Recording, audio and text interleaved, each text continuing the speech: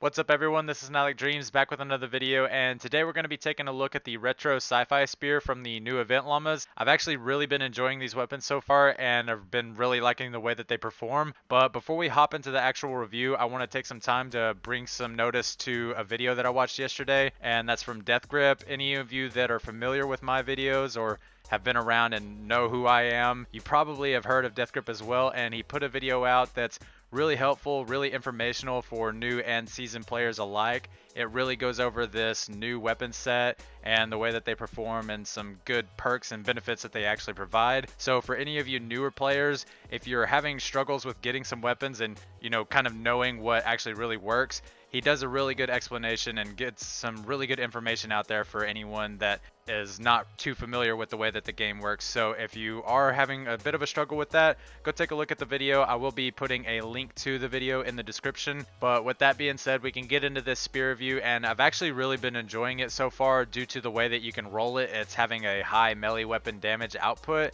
and the way that you can just put these rolls on for a lot of crit damage. It's performing really well. However, it's locked to energy, so it's a boon in some areas and then it's a hindrance in others, because you can use it against all elemental enemies with 75% of your max damage when you're going up against elemental targets. However, when you're comparing that directly to something that would be able to have an element specific for an element counter like the Sir Lancelot, you get somewhat of a drawback. But that's the reason that I actually want to bring it up to you, because I want to directly compare it to the Sir Lancelot, which is one of the 3 spears in the game that I consider to be a top end spear, them being the Atomic Light Expander here, the Sir Lancelot, and the Steam Skewer that came out not too long ago.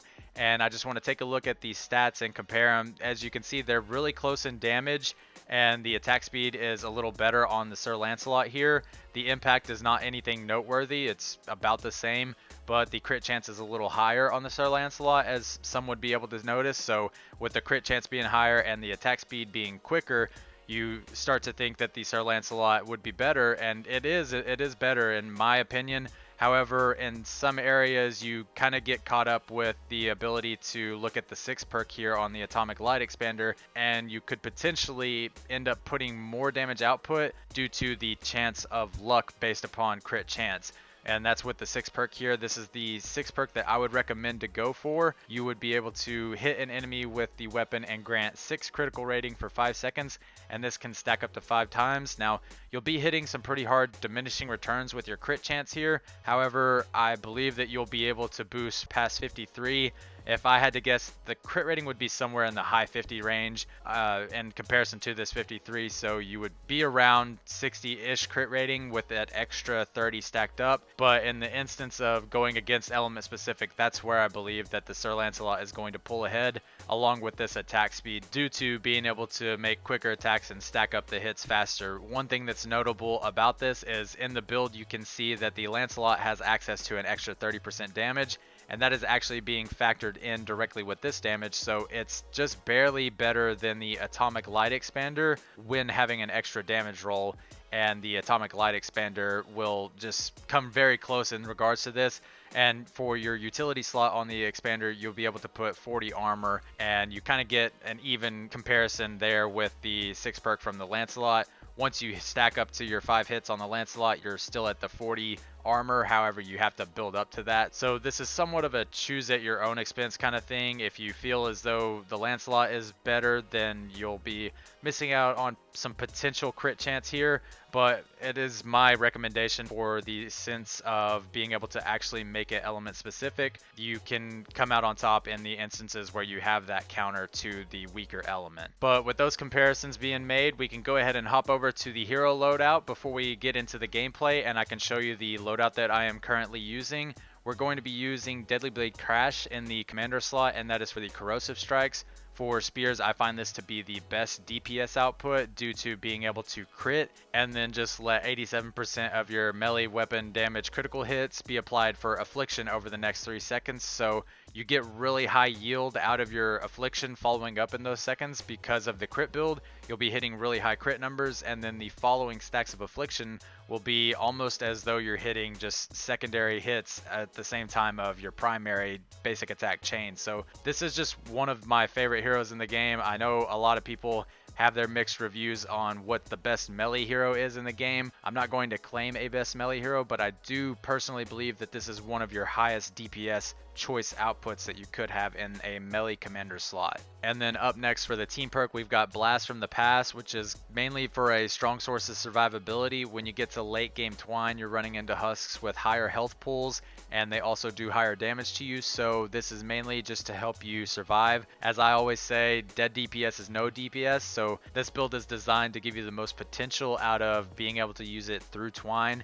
and in any mission. In lower end missions, you could technically run a bioenergy source build, and there's nothing wrong with that.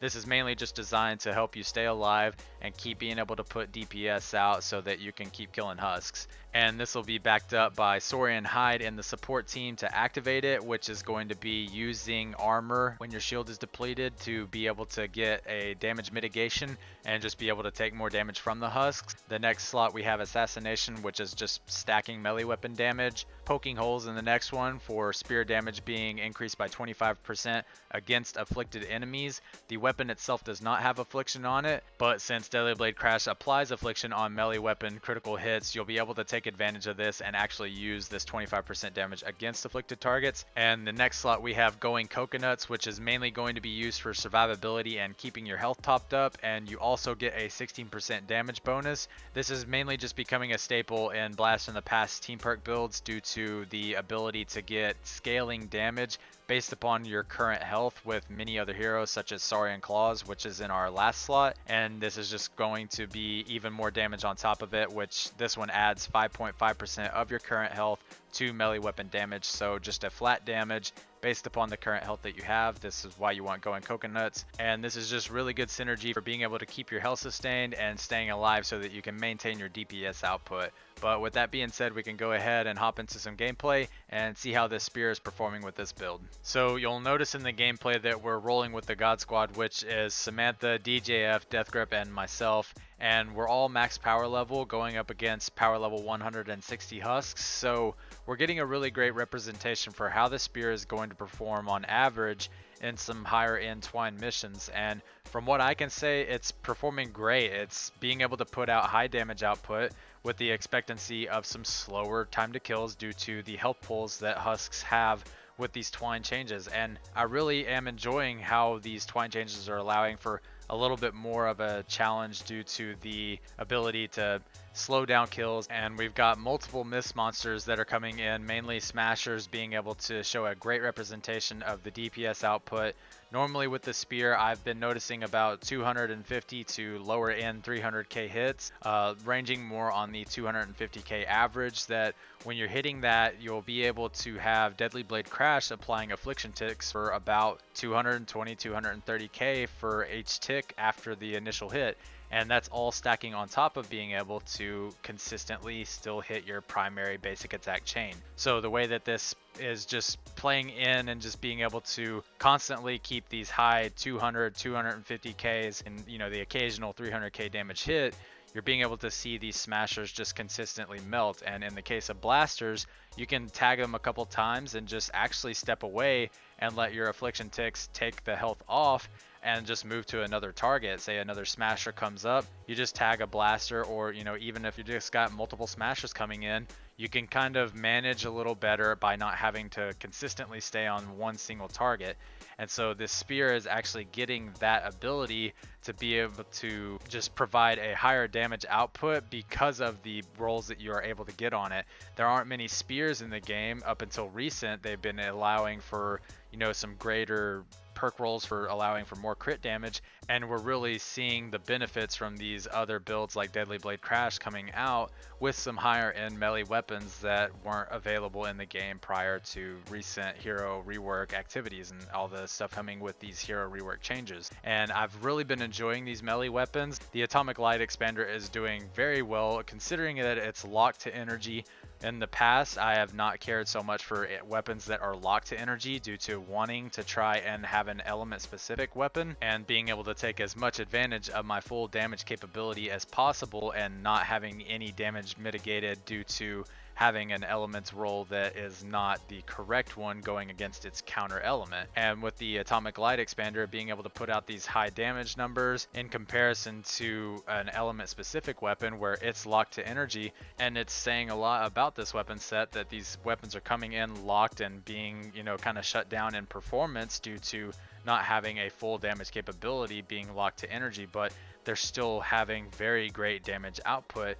And for me personally, that's just a great boon about the game and the way that it's going. And I've really been enjoying these weapons, and I can't wait to get more of them out. And I've really been thinking that the spear is just so much fun to use. So anyone that is trying to get the spear, I do recommend the 6 perk for crit rating, and I recommend trying it out. Try it out with this Deadly Blade Crash build because it's working out really well. The DPS is very high with being able to get high damage affliction ticks and pairing them with your basic attack. So it's just something that's really been fun to use, and the survivability from Blast from the Past has been something that is really changing the game for me, and I hope that everyone else has been having fun with it as well. And the last thing that I want to mention about this spear is the heavy attack can be pretty useful when you're surrounded by a lot of husks, but I don't find it to be quite as beneficial as the Sir Lancelot heavy attack, so only use it when you get surrounded by enemies. But that's it for this one though. Let me know what you all think about this spear in the comments, whether you want to talk about the performance or any other builds that you're potentially running with it, and feel free to speak on any of the other things from the retro sci-fi set as well. I've really been enjoying this event so far, and I'm looking forward to all the other goodies that were released in the roadmap. And as a reminder, if you're not aware, make sure that you're saving tickets for the B-Day Llama coming up soon, so that you'll be able to acquire anything that you may be missing out on for certain hero builds or any other weapons that you may have been wanting to get that aren't available prior to the B-Day Llamas. But I'm really curious about everyone's opinion on the event so far. Let me know and talk it out. And again, I appreciate all your support and all the encouragement that you guys give, and I'll see you in the next one.